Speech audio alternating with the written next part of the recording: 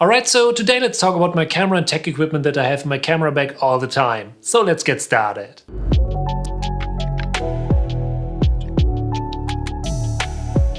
Okay, so what's up and welcome back to another video on this channel, and I hope you had a fantastic day. And yes, today I will show you all the things that I have in my camera bag for a variety of things. Of course, I use these kind of things all the time, so mostly here in my studio or whenever I'm out there to get anything done. And all these things are part of my whole workflow. And especially in this case, my main goal is to have a basic kit that makes it possible to get my work done as easy as possible. And this kit is exactly that. So yeah, if you're interested in any of these products, of course, all the products are linked down below. So if you want to check them out, everything is there. But now let's get started, and the first thing that we need to talk about is my MacBook.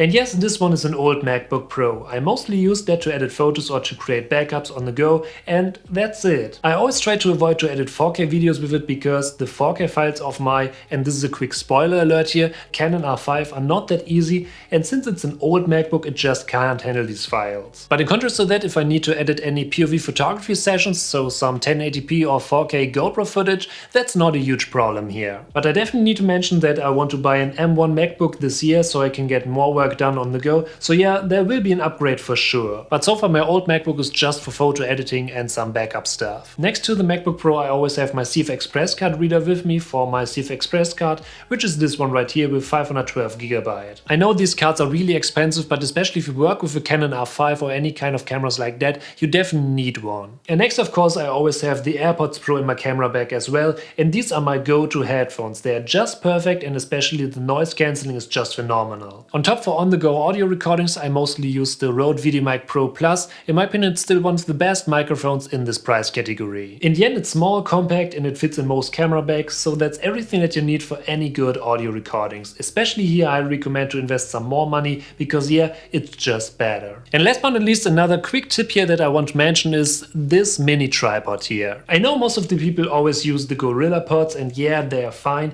but this one here doesn't have these flexible legs, so it won't break really fast. And the reason why I always have it in my camera bag is because yeah, you never know if you need to record a time-lapse, vlog or whatever, and that's why these mini tripods here are always helpful. So yeah, if you don't have any of these cheap mini tripods here in your camera bag, I highly recommend to check them out. There are tons of them out there, so yeah, definitely get one. But now let's talk about my main camera equipment, and as I already mentioned here, I mostly use the Canon Eos R5 to record my videos and to take photos.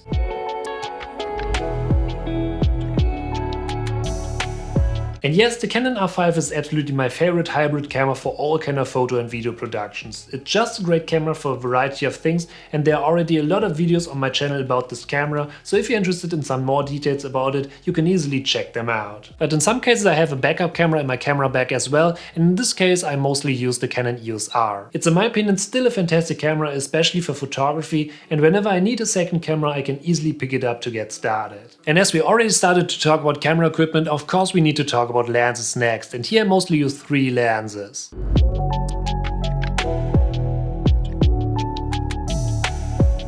And these lenses are perfect to shoot a variety of things. First, let's start with the Canon Rf 35mm 1.8. This is my favorite prime lens because I absolutely love the 35mm look, and on top it's the macro lens, so it's really great to get these nice close-up shots. And actually the Rf 35mm 1.8 is actually one of the cheaper RF lenses for around $500. I mean, sure, currently we have the Rf 50mm 1.8 for around €200, that's really cheap, but especially if you compare the price of the 35mm with all kind of other RF lenses, you will notice that this lens is still one of the cheapest lenses that you can get for the RF mount. I personally bought this lens back then in combination with the Canon Eos R because I was looking for an additional prime lens next to the Rf24 to 105 f4, and this one was one of the best options. So let's take a look at a couple of results and you will see that it's absolutely worth it. And don't forget, here we are talking about an entry-level lens for the RF mount.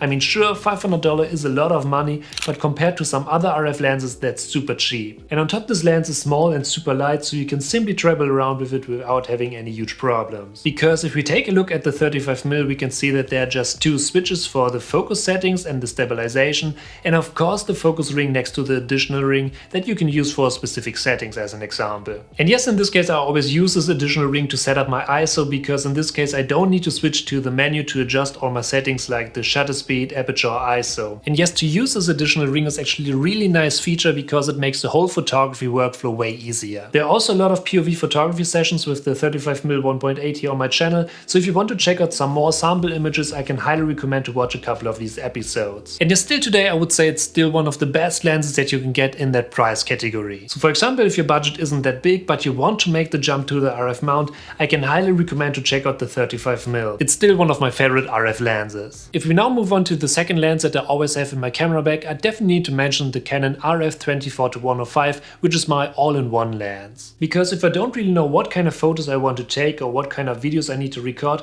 I simply use this lens here to get started. And the reason why I always like to use this lens is the wide range that you get, so 24-105. I mean, for example, if I need to take a couple of wide shots, I can easily use the 24mm, and if something is in the distance, I can easily zoom into 105 to get as close as possible. For example, a couple of weeks ago I used this lens in a wild park, and that was absolutely great because sometimes the animals were far away and sometimes super close. So I always had the chance to quickly switch between all these options, and that is super helpful, especially in these situations where you have to be quick. And yes, obviously switching lenses in these situations is always bad because you mostly miss the shot. And exactly that's why the 24-105 is always a great choice. And the last lens that we need to talk about is obviously the Canon Ef 70-200 2.8 IS2. And yes, this is my go-to lens for street photography, portraits, event and wild parks, for example.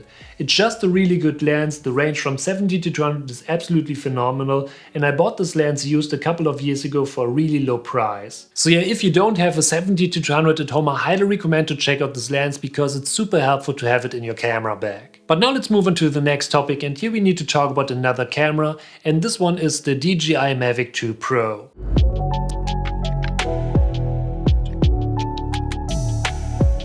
I know currently there are already newer versions out there, but for me the Mavic 2 Pro is still absolutely great. The footage looks awesome, and whenever you need a couple of great shots, you can easily use it to get those shots. On top, I always have 2 additional batteries with me just to be sure that I have enough time to fly around, and of course the controller. And yeah, exactly that's it. These are all the things that I have in my camera bag most of the time when I'm out there to take a couple of shots or to record some videos. But what I need to mention is that my plan for this year is to upgrade some lenses and lights for the studio, and I'm thinking about to buy a video only camera for the studio as well. But yeah, these are just some first thoughts about that. So yeah, the question of the day is, what kind of things do you have in your camera bag? Let me know that in the comments. So thank you for watching, I hope you enjoyed this video, and if you're new, don't forget to smash that subscribe button to stay updated for upcoming videos, and I'll see you in the next video.